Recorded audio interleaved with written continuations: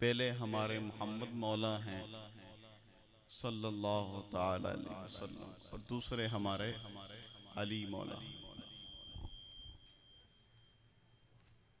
मैं चंद बातें गुजारिश करना चाहूँगा आपसे। वो ये कि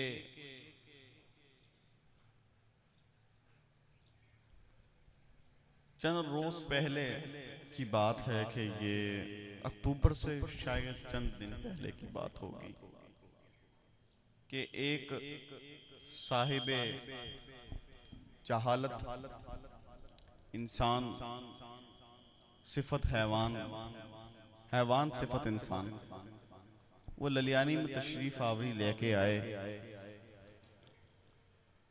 और उन हजरात ने, हजरत साहब ने अपनी पार्टी को चमकाने के लिए बड़ी बड़ी बड़ी लंबी लंबी बातें छोड़ी बैठकर यहाँ पे। और फिर उन्होंने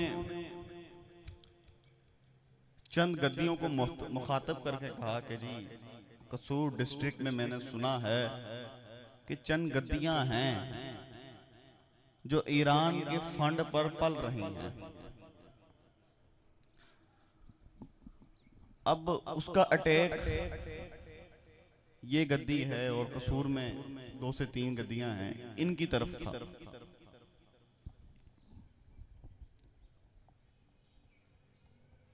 तो उसने ये बात सारी अपनी बकवासियात सबके सामने रख दी और ये बताने लग गया कि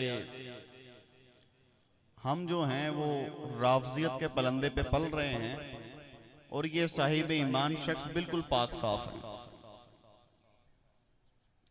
लेकिन मैं ऐसे जाहिल इंसान को पैगाम देना चाहूंगा कि हुजूरे वाला अपनी इस तरह की बकवासियात को बुग़्ज़ हैदर दिल में लेकर तुम यहाँ आ गए हो और तुम कहोगे कि हम ईरान के फंड पे पल रहे हैं, तो मेरा ख्याल है कि ये नाइंसाफी है। अब वो अल्लामा साहब किसी गरीब घराने से ताल्लुक रखते थे तो फरमाते हैं जी मैंने 1 करोड़ की किताबें ले ली हैं। हजरत साहब आपके पास 1 करोड़ कहां से आया है? सोचने वाली बात है कि हजरत साहब आपके पास 1 करोड़ किधर से आ गया? अब आप कहेंगे जी कमाई की है, तो जी कमाई किधर से आई है? ये कमाई किधर से आई? लेकिन मैं इतनी लंबी चौड़ी बात में पढ़ना चाहता नहीं, मैं बस एक पैगाम देना चाहता हूं कि हमें अली अली करने दिया जाए। आपको बहुता मसला होता है तो आप अपने घर जाकर बैठ जाए और आप कुछ भी ना करें, आप यजीद का मजार बनाएं ईरान में जाकर, इराक में जाकर उसका मजार बनाएं और वहां के जानशीन बन के बैठ जाएं। हमें इससे मसला भी कोई नहीं, हमें पता आपका ताल्लुक बड़ा गहरा है यजीदियों से। आप हमें तो कह रहे हैं हम फंड पे पल रहे हैं, हमें आपका भी पता है आप कितने जोगे हैं और आप किस फंड पे पल रहे हैं। तो मैं ये पैगाम देना चाहूंगा और आपकी ड्यूटियां हैं कि जब जाके इन्हें बताएं कि भाई हम अली वाले हैं और हम सारी जिंदगी यही काम करते रहेंगे। अब यहाँ पे कोई 40 साल का बंदा बैठा है, कोई 10 साल का बैठा है, कोई 5 साल का बैठा है, कोई 50 साल का बैठा है, कोई 60 साल का बैठा है, कोई 80 साल का बैठा है। अब आप जिंदगी किसी जिंदगी मिच्योर जो होता है, मतलब जब बंदा बालिग हो जाता है, अब बचपन से मेरे ख्याल से 21 रमजान देख रहे हैं, इफ्तारियां खा रहे हैं बचपन से, और अभी तक आपने एक ही बात सुनी है और वो बात यह है कि जी आपकी शहादत ऐसे हो गई, आपकी शहादत ऐसे हो गई। लेकिन हमारा मकसद ये नहीं है। हमने एक दफा सुन ली बात कि ऐसे शहादत हुई, उस बात को छोड़ दें। अब हमने सारी जिंदगी वाकयात पर ही नहीं गुजार देनी, हमने ये भी देखना है कि हजूर मौला अली करमुल्लाहुल वजहुल करीम मौला कायनात का अमल जिंदगी क्या था और आपने अपनी जिंदगी में कैसा कैरेक्टर पेश किया है। तो मैं बस ये आपसे गुजारिशात करना चाहूंगा, कोई लंबी छोड़ी बात तो है नहीं।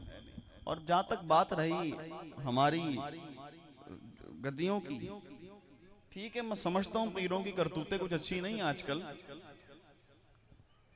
जहालत के पलंदे पे तो पीर भी खड़े हैं, लेकिन हम जैसे मर्जी हों। उर्स पर मैंने एक तमाम सादात उज़्ज़ाम तशरीफ लाए थे, तो मैंने एक बात कही थी कि हम पीर जैसे मर्जी हैं, गुनहगार हो सकते हैं, हर तरह की हम पे बुराई हो सकती है, लेकिन हम हैदर के गद्दार नहीं हैं, हम सैयदा कायनात के गद्दार नहीं हैं। ये इनकी नस्ल में शामिल है अपने बाप को बाप ना मानना। हम तो जज वज के कहते हैं हमारा बाप अली है जी। अब जिनकी फितरत में बाप को बाप तस्लीम करना ना हो, और जिनके हुम में वो एक बाप का मामला ना हो, वो ये डगमा डोगली करते रहते हैं। अब थोड़ी सी आप बोलेंगे ये थोड़ा सा रिवायती बातें मैं कर रहा हूँ, ये हमारी मजबूरी बन गई है। आप आकर किसी पे टैग कर दें और इसलिए कर दें कि जी वो अली कर रहा है और सैयदा कायनात का दिफा कर रहा है, और पकड़कर हम पर राफजियत का टैग लगा दें और सैयदा कायनात की ताज़ीम और आपकी इज्जत के लिए दिफा में खड़ा होना और मौला अली की ताज़ीम और मौला अली अली करना अगर राफजियत है, तो आज से मेरा नाम सैयद तकदीसुर रहमान रिजवी राफजी है। मेरा नाम सैयद तकदीसुर रहमान रिजवी राफजी है। अगर मौला अली की शान में खड़े होना और अली अली करना राफजियत है, तो मुझे इस तरह की राफजियत तो मुझे हंस के कबूल है। मैं अक्सर पिछले जुम्मे को मैंने कहा था, बच्चे खामोश हो जाओ आप सारे बेटे। मैं पिछले जुम्मे को मैंने एक बात कही थी कि हम अक्सर मैं अल्लाह की तौहीद के हवाले से बात करता हूं, तो मुझ पर टेग लगा दिया जाता है कि ये जो भाभी हो गया है जी, ये तो देवबंदी हो गया है। तो अगर हमें अली की मोहब्बत में, वो इमाम शाफी से किसी ने कहा ना कि जी आप अली अली बड़ा करते हैं, आप शिया हैं या आप राफजी हैं, तो उन्होंने कहा अली से मोहब्बत अगर राफजियत हो तो ऐसी राफजियत मुझे कबूल है, तो अगर अली की मोहब्बत में शिया होना कबूल है तो ऐसी शियत मुझे कबूल है, और अगर मुझे अल्लाह की मोहब्बत में वहाबी तुम कहते हो तो ऐसी वहाबियत भी कबूल है। सहाबा का नाम जपने वालों को अगर देवबंदी कहा जाता है तो ऐसी देवबंदियत भी मुझे कबूल है जी। अगर ख्वाजा निजामुद्दीन को मानने का नाम, मोइनुद्दीन को मानने का नाम चिश्ती होना है, ऐसी चिश्तियत मुझे कबूल है। और अगर ख्वाजा शेख अब्दुल कादिर जिलानी को तस्लीम करने का नाम कादरी होना है, तो ऐसी कादरियत मुझे कबूल है।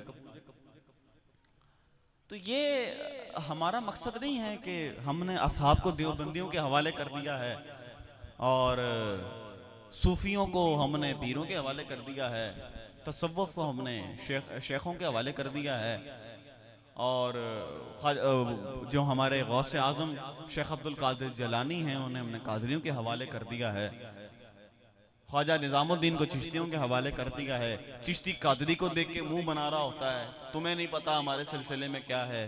कादरी के कहता है कि तुम्हें नहीं पता हमारे सिलसिले में क्या है। हकीकत में दोनों को नहीं पता कि हमारे सिलसिले में क्या है।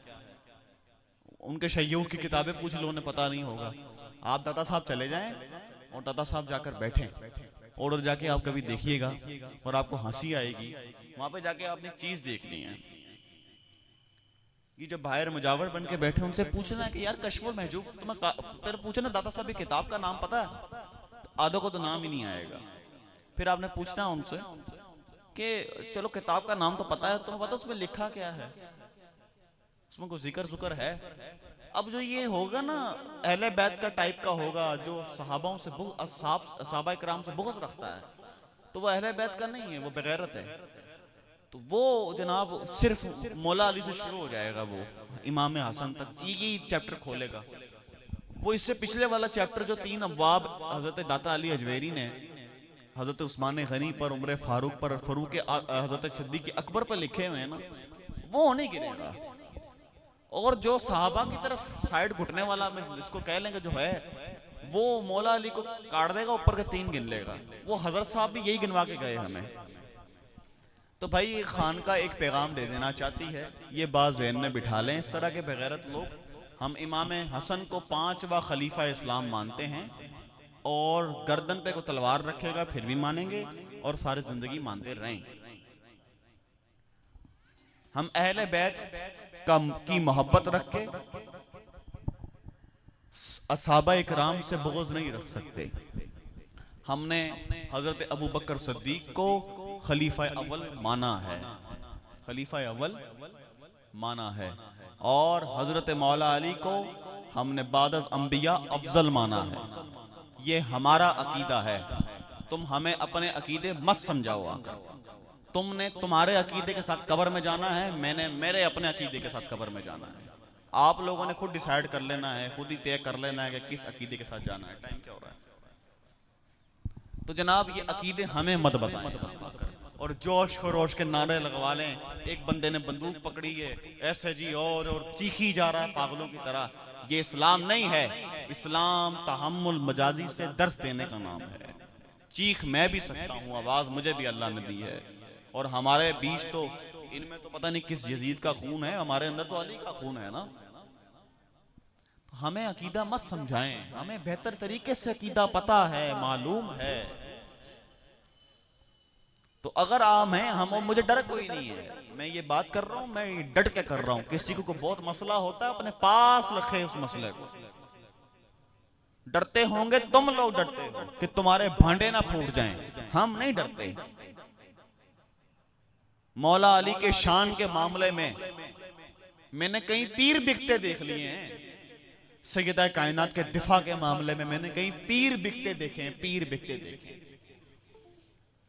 मैंने कई उलमा बिकते देखे हैं। हम ऐसे उलमा को उलमा नहीं मानते जो सैयदा कायनात के हवाले से आपकी इज्जत के मामले में खड़ा नहीं हो सकता। ऐसे सैयद को मैं सैयद नहीं मानता, ऐसे पीर को मैं पीर नहीं मानता। ये सब बेगैरत हैं जो सैयदा कायनात के हवाले से खड़े ना हो सके। तो हमने जो हम पर एक लगा दिया जाता है, मैं अपनी तरफ से बात नहीं कर रहा, ये तमाम सादात। और ये अगर किसी को लगता है कि मैं ये अल्फाज इसलिए कह रहा हूं कि मैं अपनी तरफ से बात नहीं कर रहा, मैं ऐलानिया कह रहा हूं अल्लाह को हाजिर नाजर जान के। मेरा नाम सैयद तकदीसुर रहमान वल सैयद शफीक अहमद, मैं सैयद इस्लाम हुसैन शाह साहब का जानशीन ये ऐलानिया बात कह रहा हूं कि अगर मौला अली की मोहब्बत और सैयदा कायनात की इज्जत नामूस के लिए खड़ा होना राफजियत है, तो इस तरह की राफजियत मुझे कबूल है, 100 दफा कबूल है।